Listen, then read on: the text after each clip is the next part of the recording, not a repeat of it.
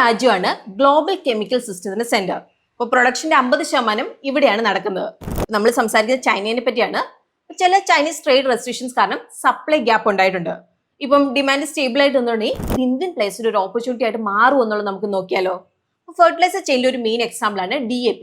ഇവിടെ എക്സ്പോർട്സിന്റെ 30% China control ചെയ്യുന്നുണ്ട്. August 2026 വരെ ഇവിടെ റെസ്ട്രിക്ഷൻസ് ഉണ്ട്.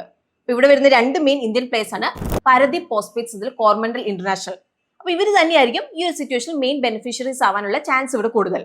അപ്പൊ ഇവിടെ ഗ്രോത്ത് മിക്സ്ഡ് ആണ്. കഴിഞ്ഞ 3 വർഷത്തിൽ നോക്കുകയാണെങ്കിൽ പാരദീപിന് 21% സെയിൽസ് CAGR ആണുള്ളത്, എന്നാൽ കോർമൻഡലിന് 8% മാത്രമാണ്. അപ്പൊ രണ്ടുപേരുടെയും മാർജിൻ ഇവിടെ കുറഞ്ഞിട്ടുണ്ട്. അതേസമയത്ത് സൾഫ്യൂരിക് ആസിഡിൽ ചൈനയാണ് വേൾഡ് സപ്ലൈയിൽ 45% ഇവിടെ പ്രൊഡ്യൂസ് ചെയ്യുന്നത്. ഇപ്പം ഈ അടുത്ത് എക്സ്പോർട്ട് കാർഡ് അനൗൺസ് ചെയ്തിട്ടുണ്ട്. അപ്പം ഈ ഒരു സ്പേസിൽ നമ്മൾ നോക്കുകയാണെങ്കിൽ പാരദീപ് അവരുടെ കപ്പാസിറ്റി എക്സ്പാൻഡ് ചെയ്യുന്നുണ്ട്. അതുപോലെ യൂറിയയിൽ ചൈനയുടെ ഗ്ലോബൽ പ്രൊഡക്ഷൻ ഷെയർ ഓൾമോസ്റ്റ് 30% ഇവിടെ വരുന്നത്.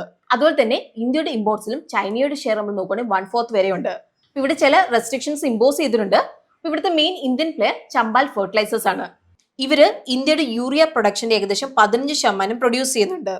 എന്നാൽ നമ്മളിവിടെ ശ്രദ്ധിക്കേണ്ട ഒരു കാര്യം എന്താണെന്ന് വെച്ചാൽ, കഴിഞ്ഞ 3 വർഷത്തിൽ നമ്മൾ നോക്കുകയാണെങ്കിൽ കമ്പനിയുടെ സെയിൽസ് ഗ്രോത്ത് ജസ്റ്റ് 1% മാത്രമാണ് ഉള്ളത്. അതിൽ മാർജിനും പ്രഷറിലാണ്. സോ നമ്മൾ ഇതിവിടെ ക്ലോസ് ആയിട്ട് ഇവിടെ മോണിറ്റർ ചെയ്യണം. അപ്പം നിങ്ങൾക്ക് ഇവിടെ എന്താണ് തോന്നുന്നത്? ചൈനയുടെ റെസ്ട്രിക്ഷന് ഏറ്റവും അധികം മെച്ചം ലഭിക്കുന്ന ഏത് കമ്പനി ആയിരിക്കും? നിങ്ങൾക്ക് അത് താഴെ കമന്റ്സ് നമ്മളോട് ഷെയർ ചെയ്യാവുന്നതാണ്.